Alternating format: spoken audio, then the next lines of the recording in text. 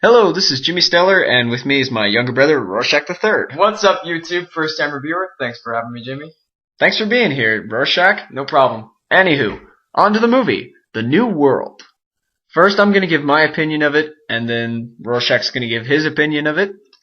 So let's see. The New World, directed by Terrence Malick, that legendary film director who made 2 movies back in the 70s and waited 20 years before making his next. Finally came out of his cave.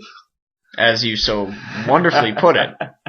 Now, I personally thought the movie was very mystifying. There was something about it. I think if the movie had been made just a bit differently, I would have hated it. The movie is slow, but it's very patient. Parts of the movie were outstanding, and I thought the performances were very well done. I liked Colin Farrell and the female lead in particular, and Christian Bale made a wonderful appearance near the last third of the film. The art direction as a whole was really, really well done. The landscape was beautiful. This was one of the most beautiful looking movies I've seen in a long time. Anyway, over to Rorschach the Third. Alright, this is essentially going to be a 2.5 minute roast because, frankly, I hated this movie.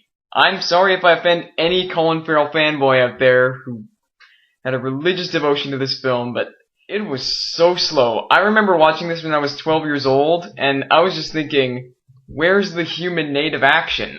I mean, obviously you think that when you're 12. You see The New World with the guy trying to find a native, and you obviously think, hey, there's probably some action here. But no, this is more like a 2.5 hour modern art exhibit with a rewind button for your convenience. Yes, the art direction is good, but eventually you'll get tired of not hearing any dialogue. It's basically 1/3 talking, 2/3 of the film is pictures. Alright, so there's Rorschach the Third's opinion. Now, first off, I want to say something here. Did you honestly think there was no dialogue? Yeah, there was barely any. I mean, sure, the intimate moments between Farrell and the female lead were very well done. The idea of them barely having any dialogue exchange, and even though they don't speak the same language, they use the body language that they use, made the chemistry feel very believable. But otherwise, there was barely any dialogue. There was actually a lot of narration, though. I'm surprised you're not mentioning any of that. Copious amounts of narration. The thing about the movie is, most of the dialogue given in the movie is with the characters reflecting in their own minds on how they're feeling. It's very different from most movies that I've seen. I think, let me just say, I guess in another movie it would have flopped. I think in another movie it would have been much worse. But Terrence Malick knew what he was doing with this movie. There's something about it that just keeps it together. There's something about it that makes me remember the movie as I'm sorry, let me cut in here. If you had the patience for 2001: A Space Odyssey, I didn't, but yeah, anyways, if you had the patience for that film, prepare to walk out on this, because you are going to need so much commitment to watch this movie. You actually thought you needed more patience with this than with 2001? Yes, at least with 2001, there was some gorgeous cinematography.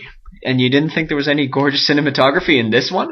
But well, here's the thing, 2001 was ahead of its time. It was showing space travel at its peak. To be honest, and around that time period, it was just mind-blowing. Watch Planet Earth for 20 minutes and you'll basically get the same gist of The New World. If you watch Planet Earth and you watch The New World, you can overlap them, especially if you watch the Woodlands episode.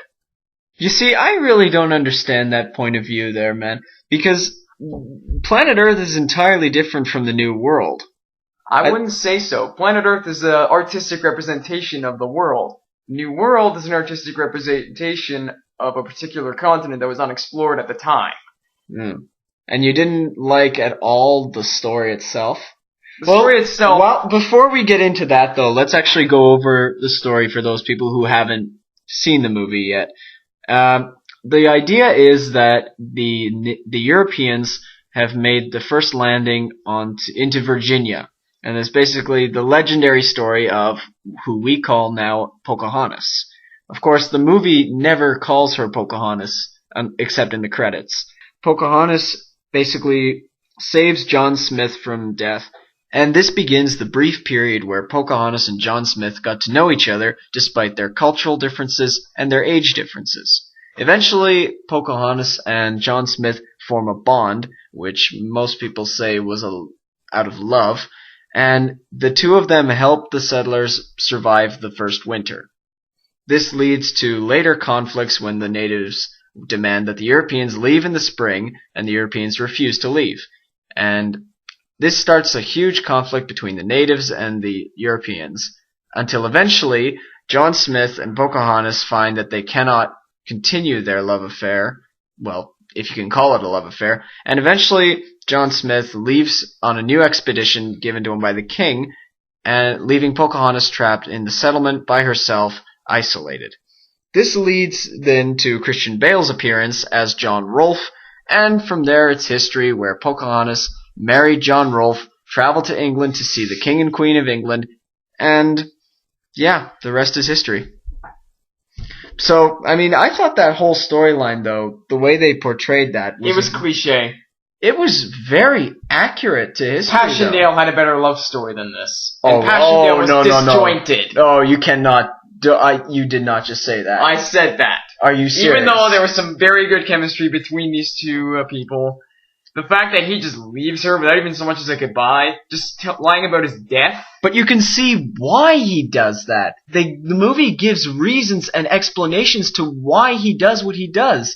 You can see in him that he looks first at that brief moment of love he had with Pocahontas when he's with her tribe and all that, because he gets captured by the natives, which leads to Pocahontas saving him. But the whole thing about them having that little period of time together, he looks at that and he thinks, that was just a dream. This is reality. I have to think of other things. So he puts Pocahontas out of his mind because he lets her go through hell.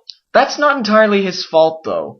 The thing is, the big conflict at one point is where John Smith and the settlers have to face against the natives' attacks, and Pocahontas is sold to them by one of the other native tribes, and they want to use her as a protection because the natives won't attack when she's being held there. But John Smith is against using her like that, so he ends up leaving as one reason because of it, because he can't stand to see Pocahontas put in that situation. Yeah, but he can easily stand her being converted, having her entire culture dilapidated, and her being shipped off to England to be displayed in front of the High Court. Well, you see, that's why he left, because he couldn't bear to see any of that. He didn't.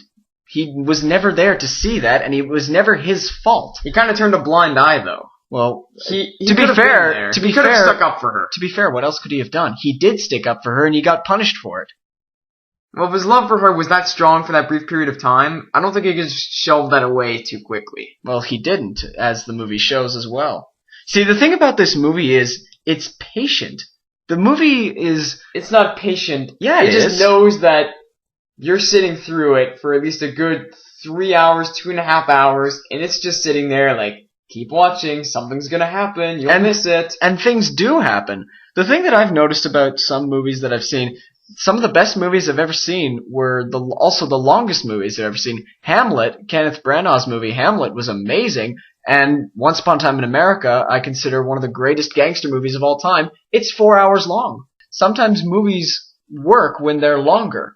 If a good director... In a modern art exhibit. No, because... This film... Look at Watchmen. How long was Watchmen? It was at least 2.5 hours, but that movie kept me engaged. That's the difference. Watchmen had a very good storyline involving vigilantes acting outside of the law and showing off their dark sides of their psychology. That was extremely interesting. This, it's just bad.